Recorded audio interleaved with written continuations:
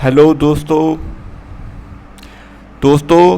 आज हम बात कर रहे हैं कुंडली में मंगल बुध की। दोस्तों, कुंडली में मंगल बुध क्या होता है और हमारी कुंडली में मंगल की क्या विशेषता है। दोस्तों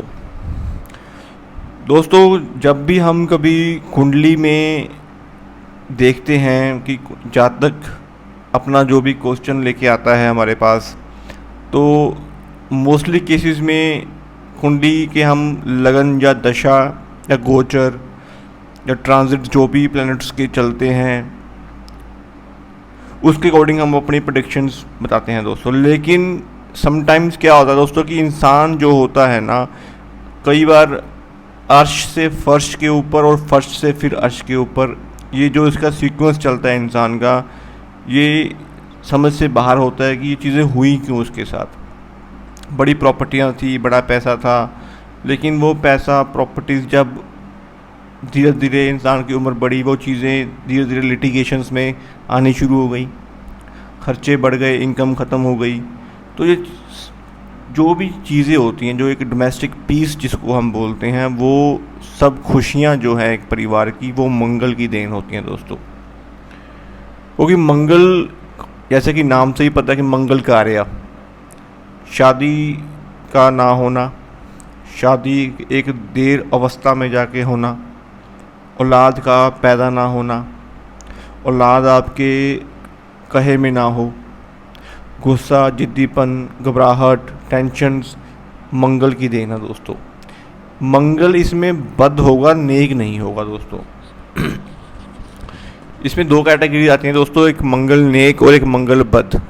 अगर आप मंगल नेक की बात करेंगे तो ऐसा इंसान बड़ा होनहार, अच्छा कार्य को करने वाला, उसके मन में किसी के प्रति कोई जलसी नहीं होगी, कोई भावना नहीं होगी, सभी की सपोर्ट करने वाला, एक ही डायरेक्शन में चलने वाला, सभी की सपोर्ट करने वाला, और उसका जो सर्कल होगा बड़ा बड़ा सर्कल होगा दोस्तों। उसका खुशियाँ आएंगी टाइम टू टाइम, उनकी ज़िंदगी में जो भी एक पड़ाव होता है इंसान का, शादी का, एक सही समय पे उसकी शादी होगी, बच्चे सही समय पे पैदा होंगे। तो इन चीज़ों को अगर आप देखें तो बच्चे उनके कहीं में भी होंगे, तो मंगल जो है वो इन नेक अवस्था का बोला जाएगा। उसी तरह अगर मंगल बद की बात करें तो परिवार में, जब तक आपके परिवार में क्लेश हैं, लड़ाई झगड़े हैं, लिटिगेशंस चल रही हैं, और लिटिगेशंस जो हैं वो आपके परिवार के बाहर के नहीं है, जो आपके खुद के परिवार वाले ही आपके ऊपर कोई ना कोई केस कर दें, क्योंकि मंगल जो है वो एक तरह से आपका एक, मानो कि परिवार कुटुंब है दोस्तों। कुटुंब गुरु के रूप में आता है, लेकिन मंगल उसमें खून के जो भी हमारे रिश्तेदार होते हैं वो मंगल की ही देन है दोस्तों। तो कुंडली में मंगल का अच्छा होना कितना ज़रूरी है आपको पता लग गया होगा दोस्तों। लेकिन अब मंगल बुरा क्यों होता है, मंगल बुरे की क्या निशानियां हैं हमारी कुंडली में, उसके कारण क्या होंगे।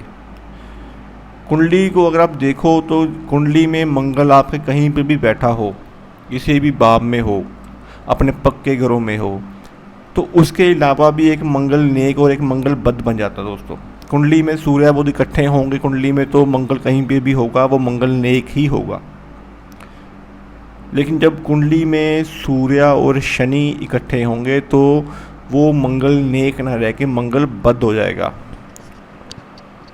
बद का मतलब आप दोस्तों आपको समझ आ ही रहा होगा कि मंगल बुरा है यहाँ पे।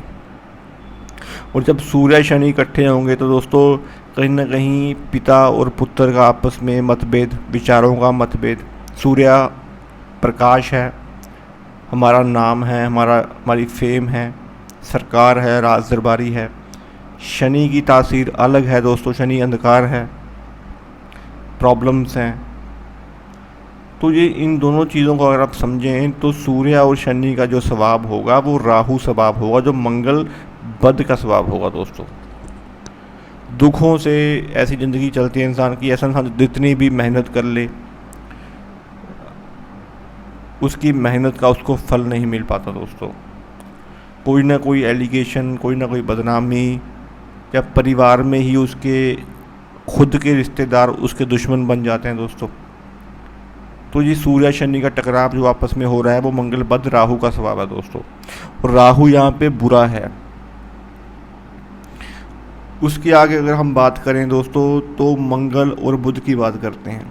जब कुंडली में मंगल और बुध इकट्ठे होंगे तब भी मंगल बद होगा।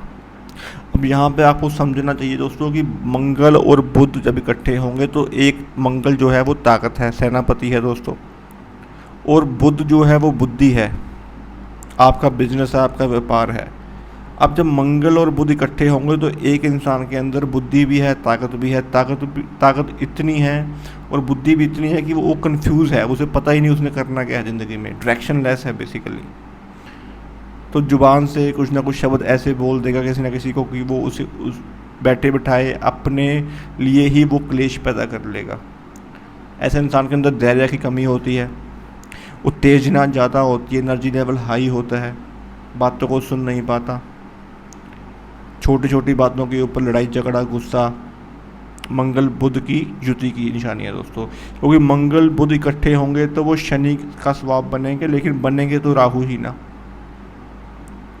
तो कुंडली में मंगल बुध भी जब इकट्ठे होंगे तब भी इंसान की ज़िंदगी में ताकत और बुद्धि का तालमेल ना बैठने के कारण ऐसा इंसान कहीं ना कहीं कंफ्यूज स्टेट ऑफ माइंड में रहेगा दोस्तों। चालाकी ऐसे इंसान के अंदर ज़रूर होती है दोस्तों, दूसरों की बातों को भाफ लेना ऐसे इंसान के अंदर होता है, लेकिन वो बुद्धि एक खतरनाक बुद्धि है दोस्तों, जिसमें एक ताकत का समावेश है, अच्छी बुद्धि नहीं कहेंगे उसको।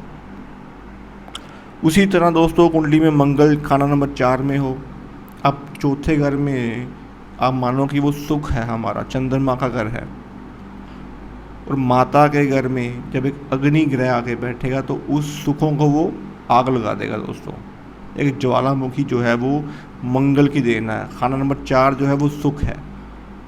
तो ऐसा इंसान मन ही मन में कुढ़ता होगा, जलसी रखता होगा, दूसरों से बदला लेने की भावना उसके अंदर रहती होगी, और खुद ही ऐसा इंसान तड़पता होगा, पीड़ित होगा।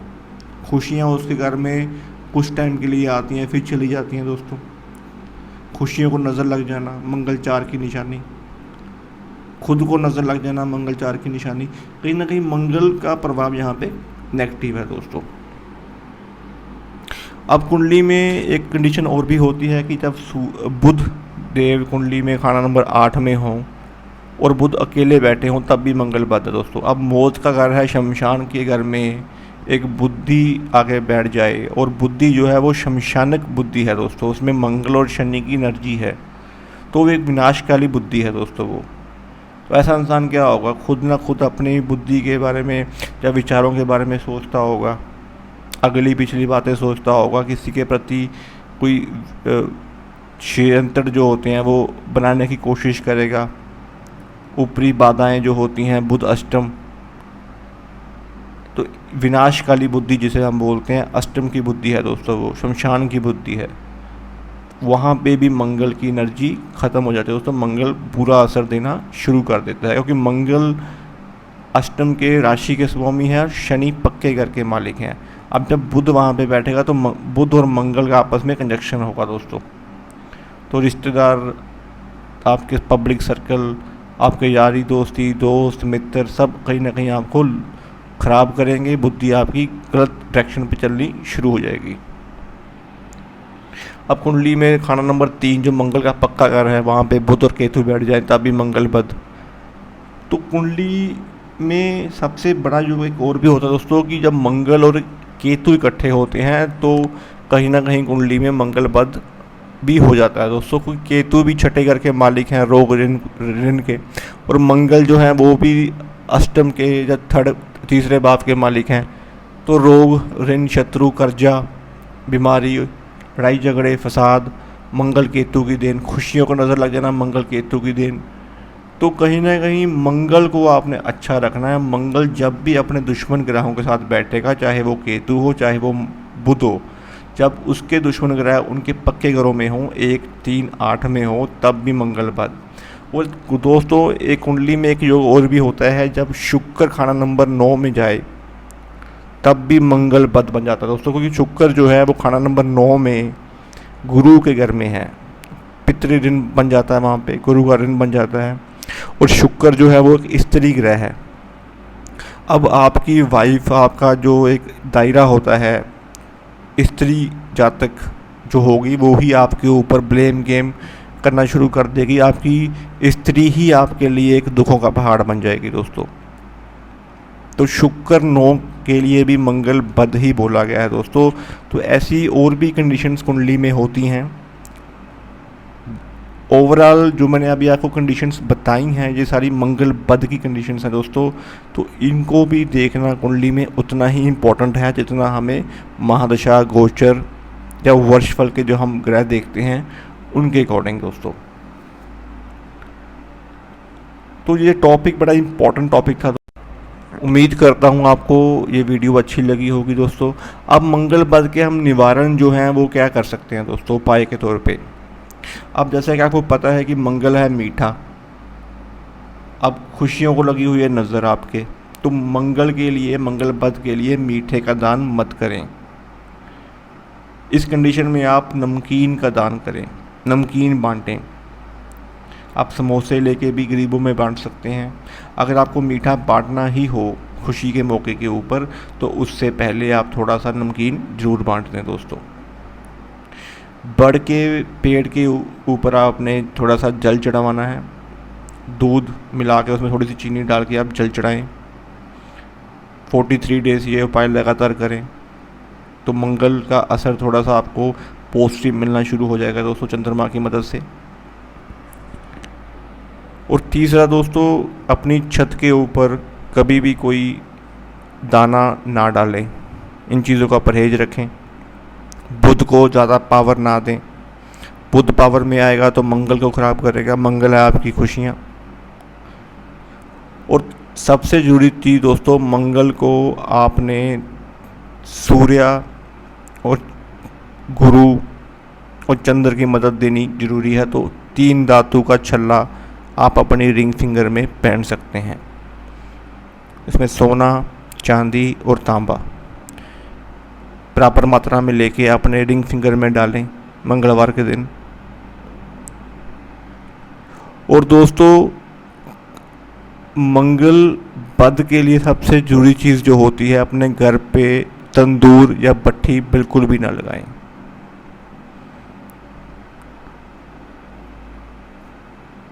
दोस्तों, उम्मीद करता हूँ आपको वीडियो अच्छी लगी होगी।